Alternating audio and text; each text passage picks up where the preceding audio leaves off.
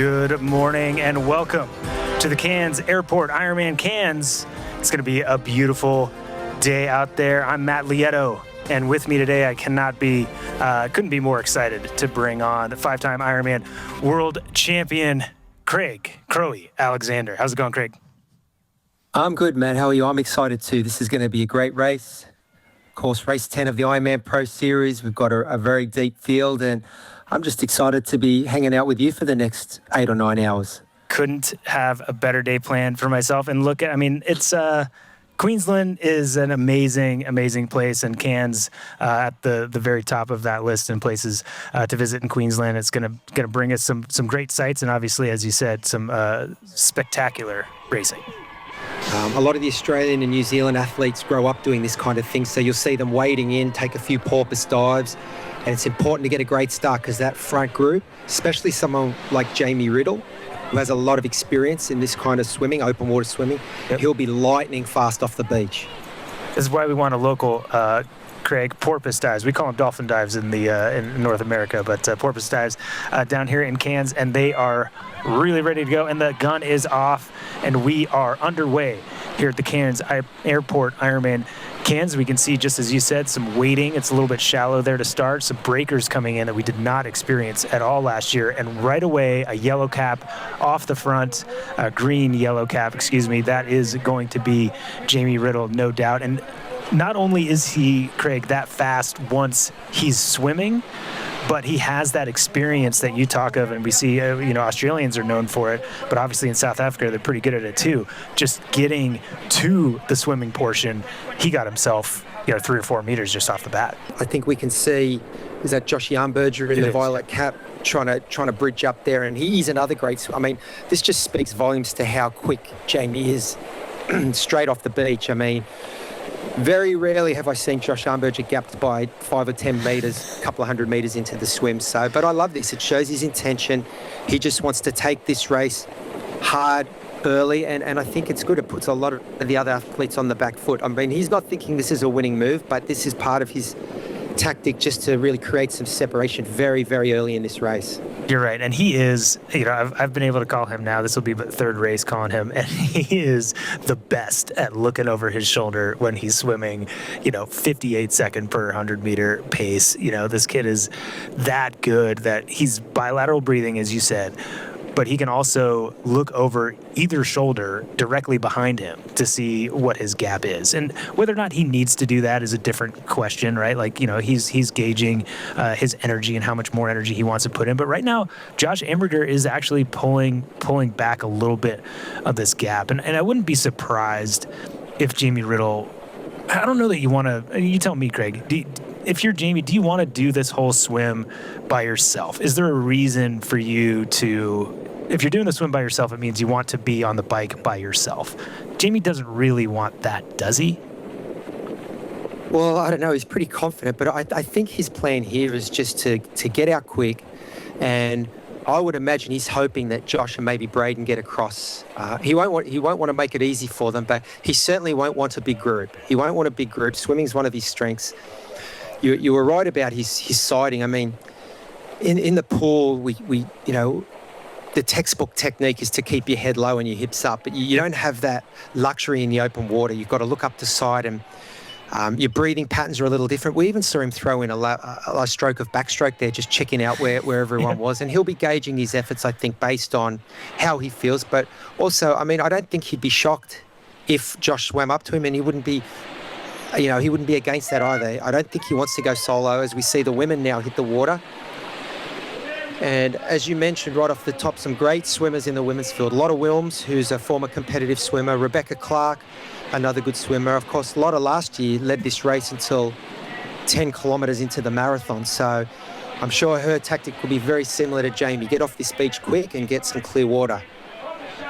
No, absolutely. And rumor around is that Lotta's actually upped her swim game recently, which is scary for any of her competitors. Again, an athlete that's been able to put herself, at the very front of any swim course that she's entered. In this Roca swim course, again, 3.8 kilometers, 2.4 miles. It's going to be 2 laps, again, in this ocean swim with a little bit of texture on the water.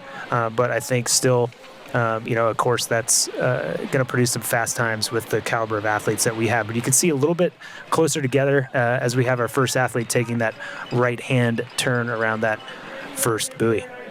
Women's field looks like a lot of Wilms.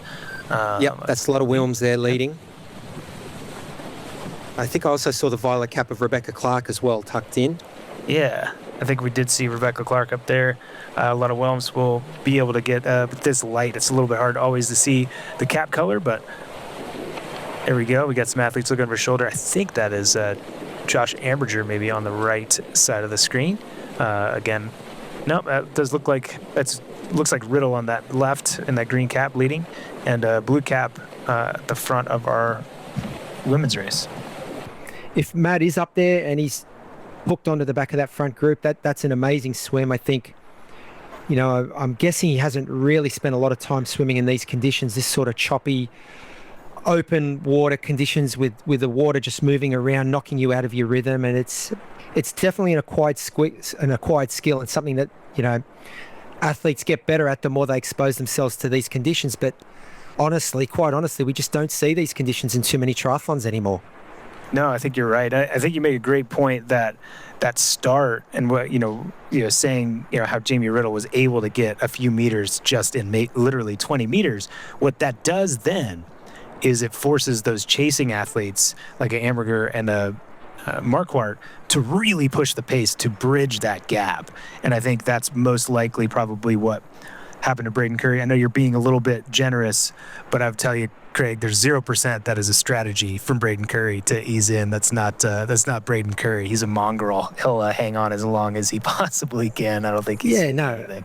Absolutely. I mean, look, we've watched Braden race for a decade, but he's 39 now, and sometimes the engine's not what it used to be, particularly when the gun goes off. Right. You don't have that get out speed. So, I'm the last person to blame age on anything. I think, in a sport like ours, you see athletes perform amazingly well into their 40s all the time. We saw Jan Frodeno do it. Cam Wirth's in his 40s. So, but it does, you do have a bit of a limiter put on you at the start. So, and that's why I think it was such a great strategy by Jamie, getting off the beach, porpoising or dolphining out, as you call it.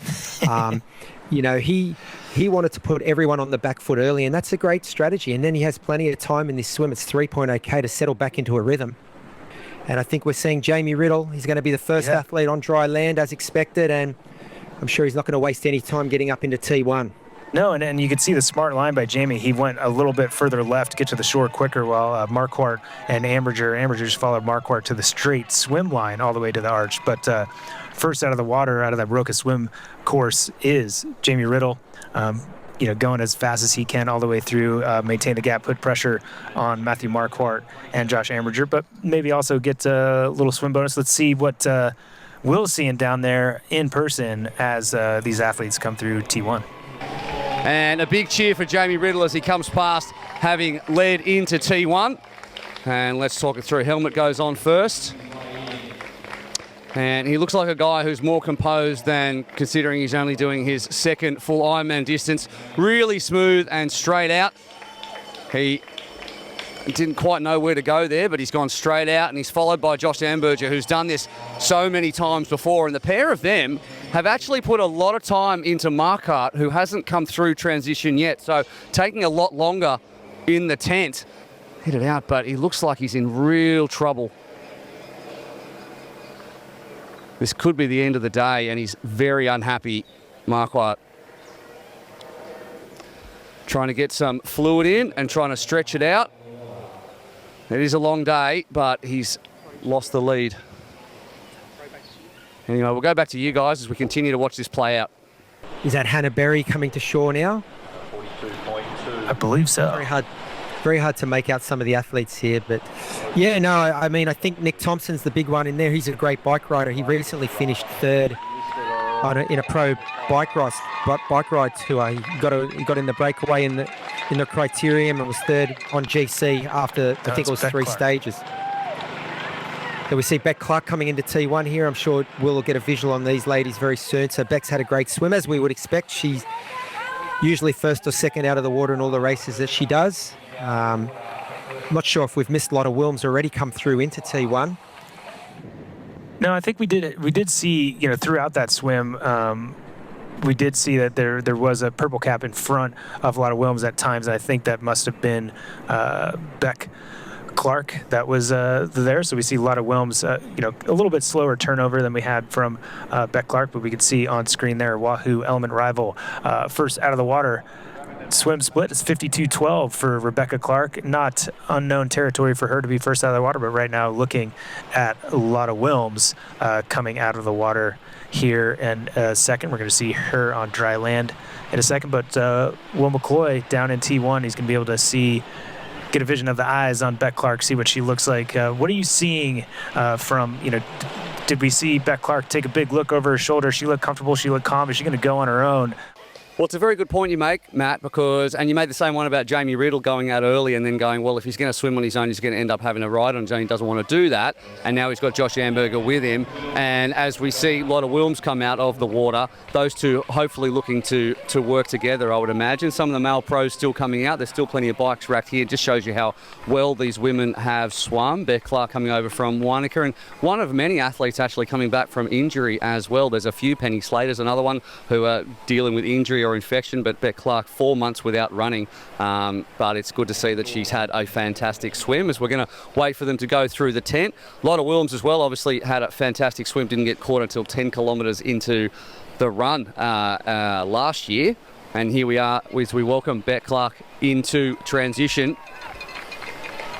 And yeah, as I said, 6 weeks in a moon boot at the start of 2025 after a double bone fracture in her foot, but she's always been a front pack swimmer and she's had a fantastic one here as well. So I'm 50-42 last year in Cairns. Not really comparable this time out, to be fair, because the conditions have been tougher, but it just shows the great swimmers can really make a little bit of hay when the swim's a little bit more difficult. And we certainly saw that in the men's race with Josh Amberger and Jamie Riddle, who are still out there working together on the Captain Cook Highway as they head out onto the Zoot bike course. Yes, we get a close-up look of Beck Clark here. This part of the course is quite quick. I mean, as we mentioned, and Will mentioned it right off the top with the course preview, the wind blows out of the south or southeast here. So with that little breeze it's currently blowing, they'll be getting a little tailwind pushing them up to the northern turnaround. The first, I guess, landmark on this bike course, I think, is the Rex Lookout. It comes at about 17 or 18 kilometres into the bike. But Beck looking nice and smooth here as she's making her way up on some age group athletes, I think, from the 70.3. Nice cadence rolling there and just open road ahead. Yeah, so it does look like it is Marquardt, and he's 17th on course. So we saw him, lose 3 minutes in that first section. So he's now 6 minutes and 15 seconds down, including the time he lost in transition. And for Matthew, it feels like an eternity. Right. And, this, what I told him early in the race in New Zealand, right, is like, man, that time's gone. Do what you can to let the legs come. And then if you can get that cramping, reaction out of your legs, it's an Ironman. You being 6 minutes down, clearly not what he came into this race wanting to do. He's an aggressive racer. He wants to get off the front. He wants to put everybody else on the back foot and chasing. But, man, you lose 6 minutes. No big deal. Like if you think about the race at the end of the day, the top 5 athletes are going to be separated by much more than 6 minutes, right? So you got to kind of keep your head in the game, and that is the hardest thing to do when your body is saying you can't move forward at all. Yeah, and on screen, Ben Hill, and again, he looks like the position of an athlete that's, at the caliber of a Tour de France athlete. And we could see, we just saw Jamie Riddle going around this corner. We could see Ben Hill getting over the back of his bike, taking that 180 like a champ. Nick Thompson probably going to take it a little smoother. I saw him on one of the 180s last year, lay it down right in front of me. So he's taking his time, making sure he doesn't pedal through that, but right back up to speed, out of the saddle again, like he's in the Tour de France time trial. That is an athlete, Craig, that is trying to get rid of any of the athletes behind him, and he's created a gap. So he's got 4 seconds around that 180 on Nick Thompson and 10 seconds on Mike Phillips, Josh Amberger, Henrik Ghosh. And if you're that type of athlete, like, you want to get rid of Mike Phillips, right? And the time to do it, if you've got a little bit of a gap and you see them being stretched already, you know you've distanced Braden Curry, where are you going to get that? If you're a cyclist of the caliber of Ben Hill, it's on a 180. You take that better than anybody else. You get up to speed. You put it into 600-700 watts, get up out of the saddle for a second, stretch them, make them do that. You know their legs can't handle that as well as yours can. And Ben Hill getting after it. But at the front of the women's race, or trying to get there, I should say, is a lot of Wilms. But I can't really tell. Has she caught Beck Clark? Yes. At all. It does look like it. Yeah, so it's a lot of Wilms in the lead, going around one of these bendy left-hand turns here on the Zoot bike course, with Beck Clark right behind. And a lot of Wilms isn't, her goal wasn't just to catch Beck and then settle in with a new partner in crime. She's trying to move through as much as she can, Greg. Yeah, well, a lot of Wilms has taken the lead now. Beck's settling into second. We saw them take that left-hand turn off the highway. So now they're on the little out and back section before the northern turnaround. As we see, Regan Holyoake coming through the field, which again you predicted, Matt. She's had an amazing 12 months of winning Ironman races. Jackie Herring, I think, is sitting in a nice spot, as is Hannah Berry and Chloe Hartnett as well. So this race is shaping up nicely. I think some of the other pre-race favourites that we talked about, Penny Slater's a little further back, so she's still got some work to do, and Charlotte McShane sitting at about 11 or 12 minutes, so she's a little off. But it's still early doors in this race. The women's race on this first lap of the Zoot bike course, it's shaping up really well. I mean, some of the best runners are up close to the front of the race. I think most people had Holyoake, Herring and Berry as three of their big favourites, and they're very close. They're only a minute 20 from the front. So I was trying to do the maths and work out what kind of a lead I thought a lot of Wilms would need to hold on and win, and I thought it was going to be 3 minutes. Okay. Yeah. No, I mean, I think that's minimum. Yeah, okay, minimum. Yeah, I mean, I think she might need a little bit more than that, but again, it depends how that bike race is raced. And right now we just saw Stephanie Domesticis cruise past and make a pass there in midsection of the course. It's our athlete there in blue with give thumbs up to Steph, cruising through early sections of this course and looks quite comfortable, Craig. We see Jamie here looking around. He knows his good mate's coming. So, yeah, I think this race is about to get really interesting and really exciting. I think these two boys can do some damage. They'll ride up. It's probably, 35 kilometres up to the northern turnaround. As we see Nick come into screen now at warp speed, like the green flash. And no doubt they'll exchange some words, and this will be exciting for them. They're going to work together. They're absolutely, this is a great little partnership that's formed here. Two strong guys, and they want to take this race up the road, and I think they're just about to do it. It is definitely going to get warmer out here pretty soon, Craig, but it doesn't look like it's any trouble for Hannah Berry as she pushes through early sections of this course, and right now she's sitting in third position with Beck Clark up the road and Lottie Wilms in front of her. But obviously she does have company, Jackie Herring riding with her, as well as Regan Holyoake. But those athletes sitting 2 minutes off of our women's leader, and then a gap to Chloe Hartnett at 5:43 back, Penny Slater at 7:27 back, and Gabrielle Lumpks at 10:20. So definitely spread out a little bit, but I would say that, if you were betting on who it might be by the end of the day, to me it seems like the big names were what they were before the race, and they're all in position to capitalize on that, and that's a lot of Wilms, Jackie Herring, and Hannah Berry.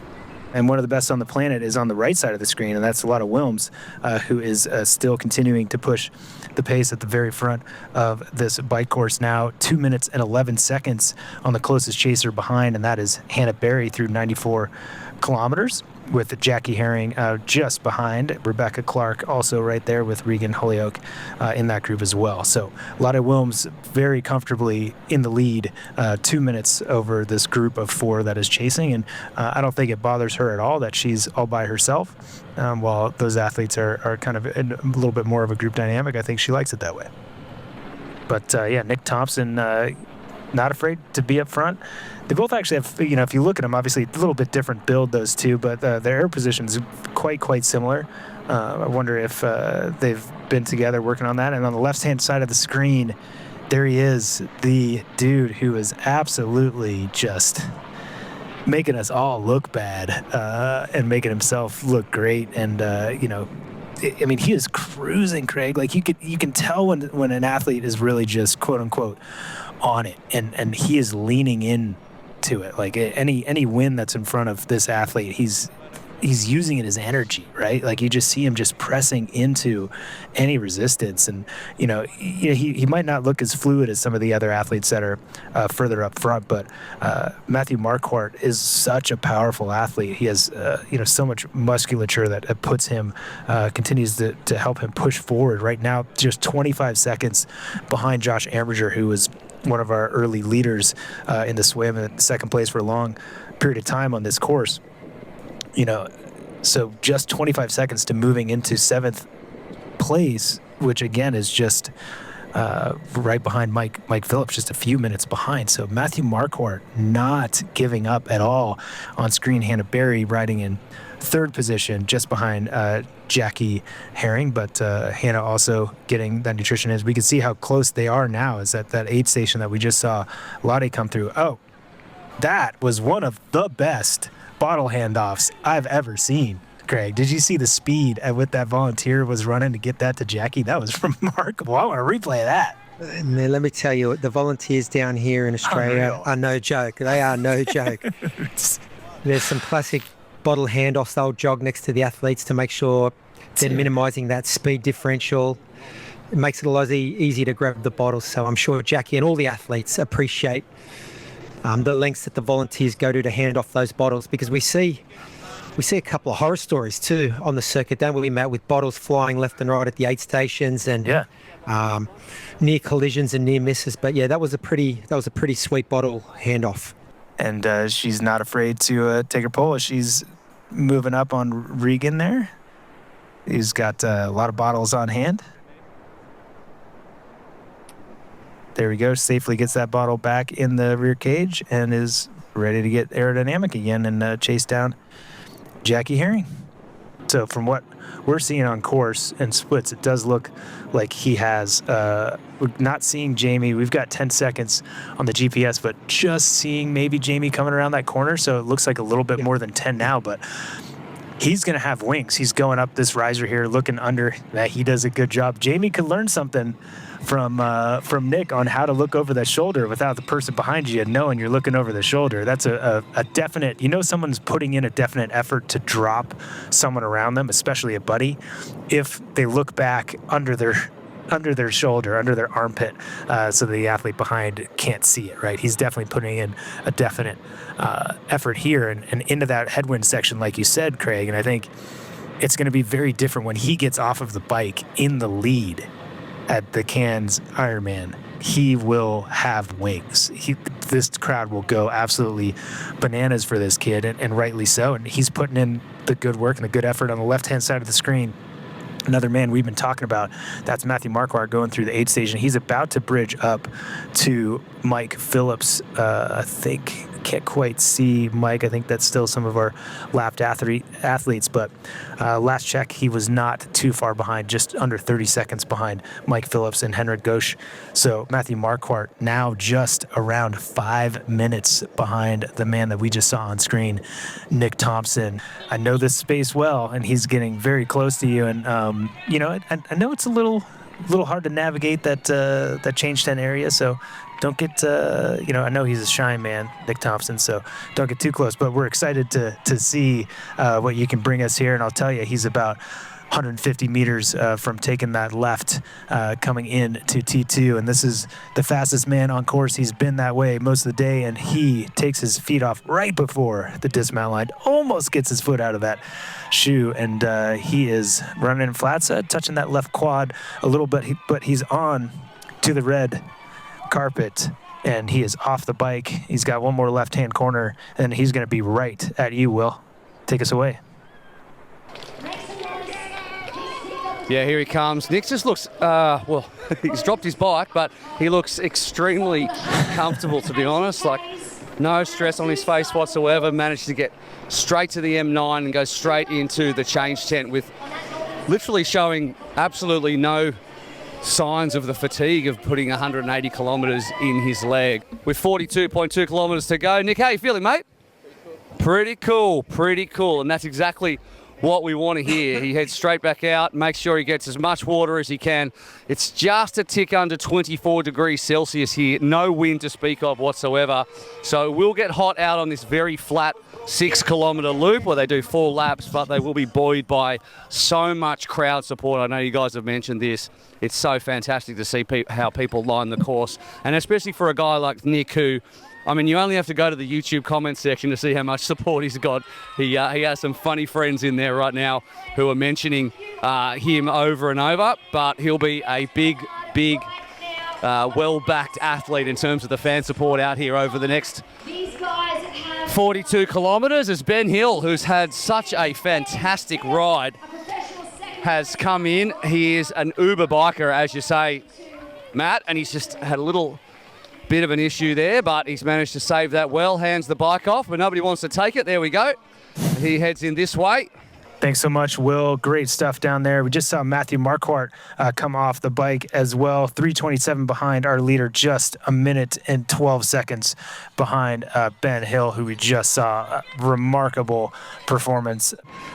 But Lotta looks amazing, and this race is playing out quite similar to last year. Lotta leading off the bike, Hannah Berry not far behind chasing. So, and these women know each other, raced each other a lot, raced each other here last year, raced each other fairly closely at the Ironman World Championships in Nice. So we've got a really interesting race unfolding right before us. Yeah, we certainly do, Craig, and we're getting pretty close to T2, and you know what that means? That means we get a little bit more Will McCloy time. Well, I see the same thing I saw before, mate, which is one of the best athletes in the world about to come around the corner, and that is not Lotta Wilms at all, but that is a very well-timed backmarking male pro. Well, there's Lotta Wilms. Here she comes. The lime green cannot be mistaken. I thought Lotta was a lot bigger than I remembered. And here she comes. She doesn't look super bouncy in her step. Looks like she's really put it in. It's been a tough old bike out there with the headwind as well, as she now cracks the jog and helmet in hand can head into the change tent. Going to find the right bag. Number 2 drops about 19 wrappers onto the grounds. So she was just having a gel there as she came out, and she's forgotten something. Might have been the race belt.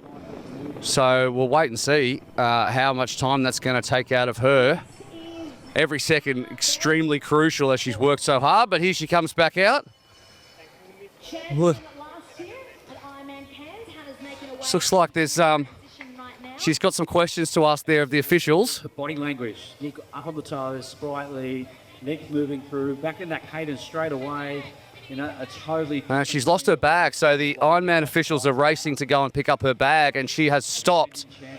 So she's having an issue. I think she's missed her special needs bag, and she is waiting here at the exit of T2 while the staff go and try and pick up her special needs bag. So they're just going to look for it right now, and all these precious seconds are being wasted. The one thing that's, and they're coming back around, and they do not have it in their hands. The rack to get a bag. So Lost it.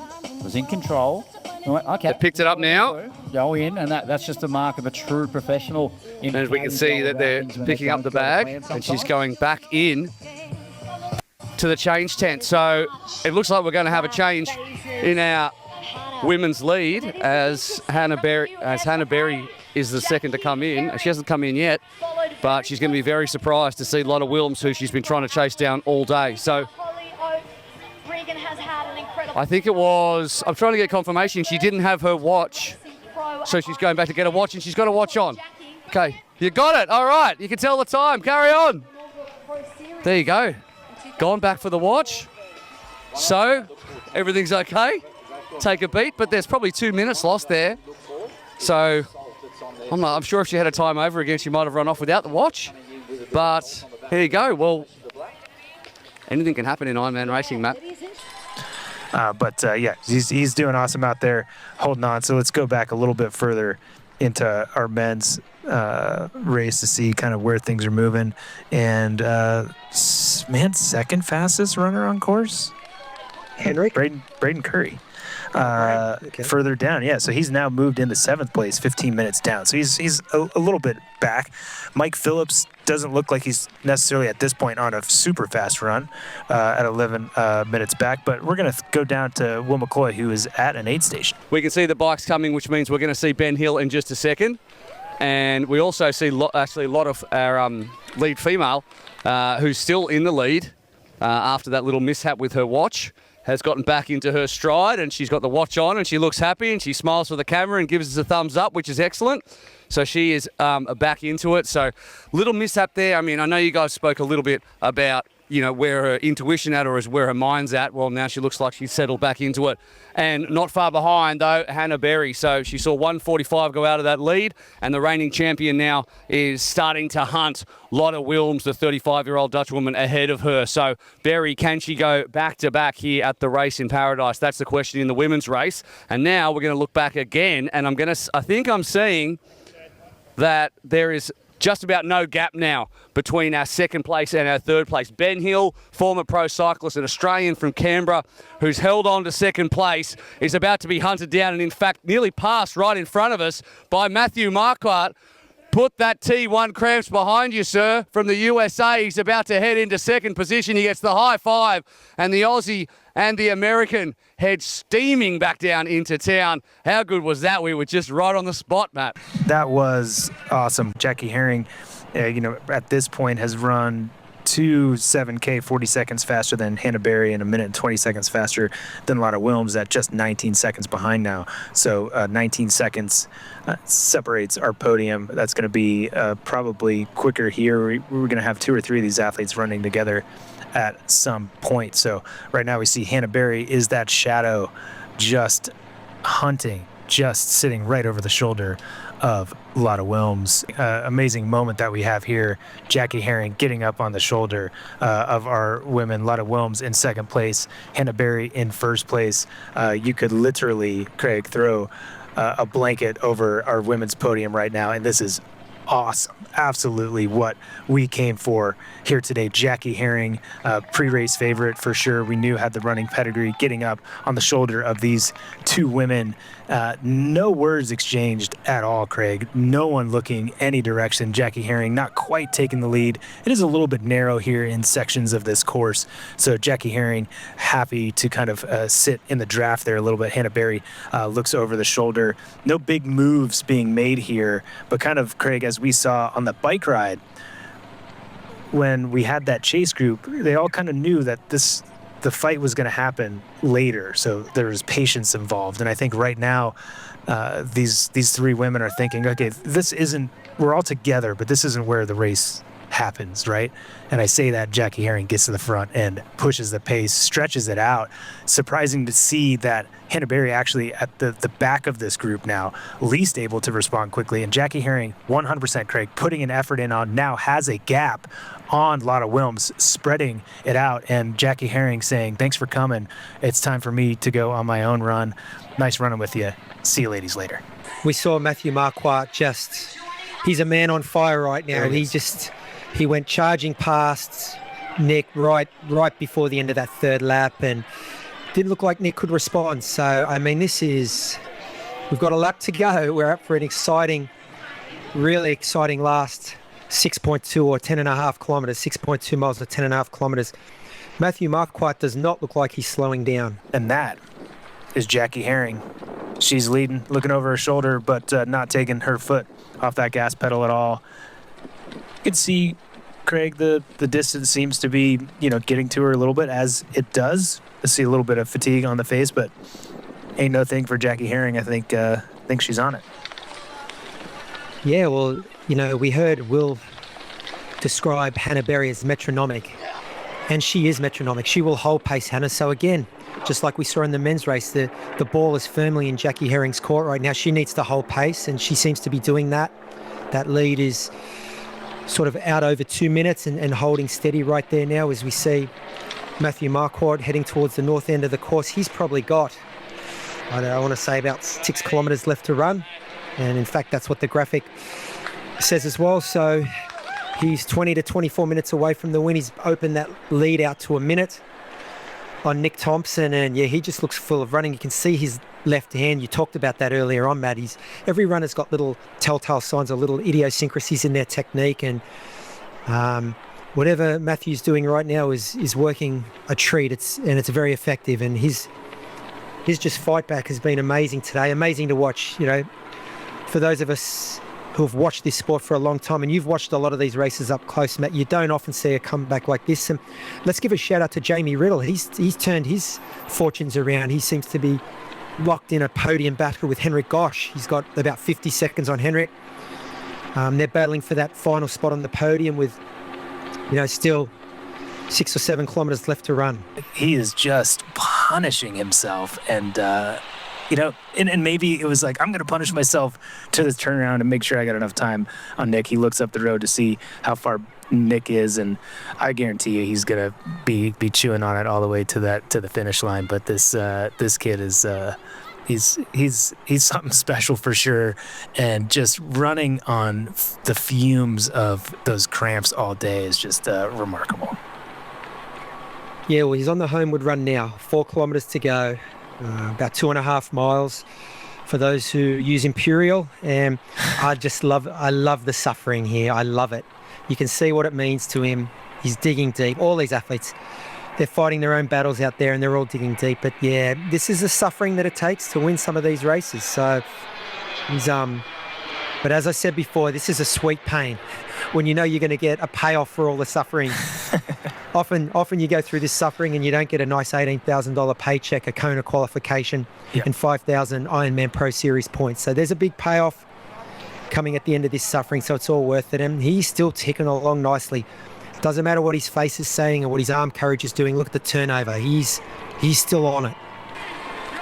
Yeah, he is in it, and he is on the red carpet. Finally, he puts a smile on his face. The grimace is gone. Hands are in the air, and the American long travel, and so much happening to him today. So much he had to put himself through, but now he is the 2025 Cairns Airport IRONMAN Cairns champion, and he can barely believe it. It is Matthew Marquardt, and race of his career, Craig. And look how much fun he's having again. He looks casual. There's a big smile behind that mo, and you deserve every second of it. There you go, qualified for the champs. Push the pace all day, only bettered by a man on his best day, Nick Thompson. Something that Mongrel Dog can be proud of today, Craig. Second place at IRONMAN Airport, Cairns. We see Henrik Gosch, our third place finisher, finished out strong with a 2:43 marathon. Well, unfortunately, this isn't the first time this has happened, so kind of when it happened in T1, I was like, well, here we go again.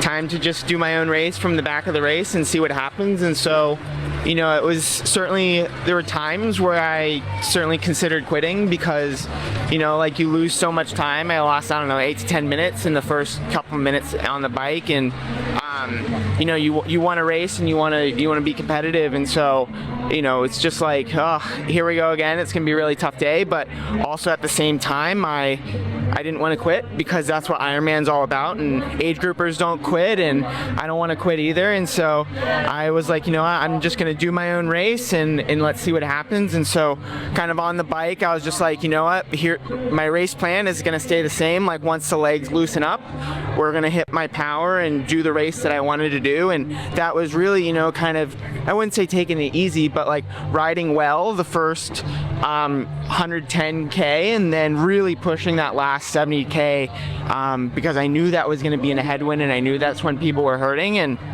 And so, like then I slowly but surely started picking people off, and from a mental standpoint, that's really kind of motivating.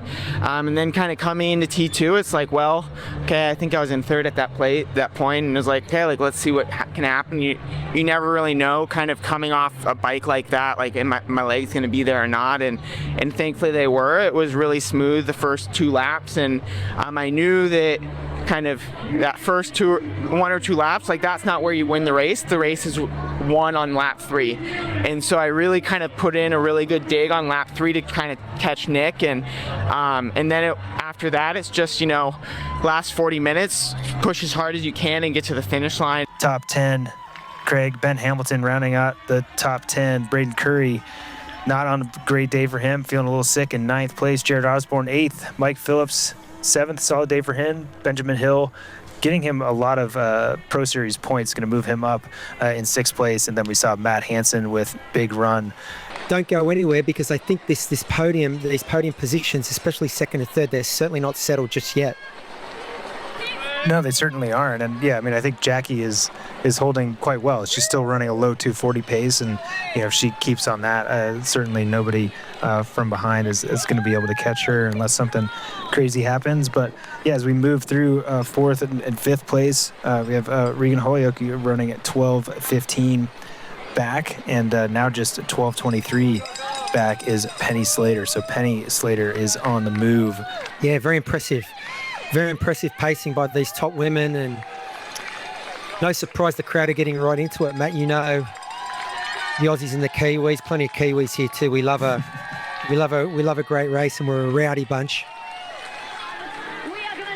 That you are, and makes for great post-race parties and great finish lines. And Jackie Herring is ready to enjoy this finish line, putting out the hands for the high fives as she gets down this finish line carpet. And she is gonna do it after big travel to the Cairns Airport IRONMAN Cairns. It is your 2025 champion, Jackie Herring.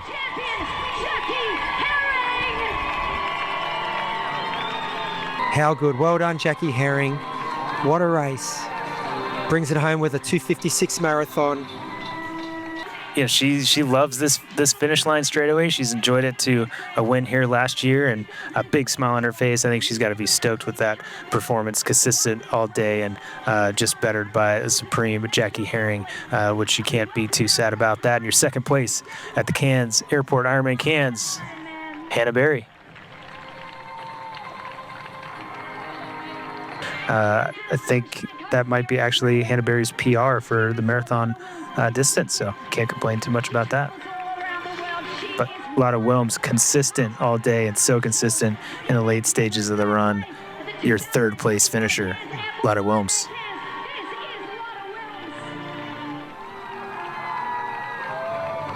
Yeah, it was best case scenario for me, coming out of the water with Regan, and then hearing that Hannah was only a minute up. We went to work the first bit of the bike to catch her, and then we all kind of worked together through the bike ride, and it was really best case scenario for me. I like a running race, and I was feeling pretty optimistic for that. And there's your top 10. Chloe Hartnett in 8th place. Rebecca Clark holds on for 7th. Kylie Simpton, fast run to get in 6th place with Regan Holyoke in 5th. Penny Slater in 4th, another fast run there. A lot of Wilms in 3rd, Hannah Berry in 2nd, and Jackie Herring in 1st. And let's take a look at the points. Changed a little bit. Ben Hamilton, he's got a lot of races under his belt. A good race here today. Moved himself up into 1st place. Matt Hansen moved himself into 2nd. And Matthew Marquardt, big mover of the day, Craig, all the way up into 3rd place with that performance. Yeah, well, we thought we'd see some moves in the leaderboard of the Ironman Pro Series as we did. And as we look at the women's standings now, Jackie Herring makes a big move up the table, as does Hannah Berry, and a lot of Wilms as well, slides into the top 10. So still plenty of racing left in this season, but some noticeable moves on the leaderboard for the Ironman Pro Series in both the male and female pro standings. That's great. Well said, Craig. And thanks for watching the Cairns Airport Ironman Cairns. Watch on-demand replays of all Ironman Pro Series broadcasts exclusively in the U.S. and Canada. Sign up for Outside Plus today. Globally, watch proseries.ironman.com, Ironman Try YouTube channel, or any of our global distributors. The next Ironman Pro Series broadcast is Mainova Ironman Frankfurt European Championship on Sunday, June 29th at 6 a.m. Central European Summertime, 12 a.m. Eastern Daylight Time. It will be the Professional Male European Championships. For Craig Alexander and Will McCloy, I'm Matt Lieto. Thanks so much for tuning in. This copyrighted broadcast of World Triathlon Corporation may not be retransmitted, reproduced, rebroadcast, or otherwise distributed or used in any form without express written consent of World Triathlon Corporation.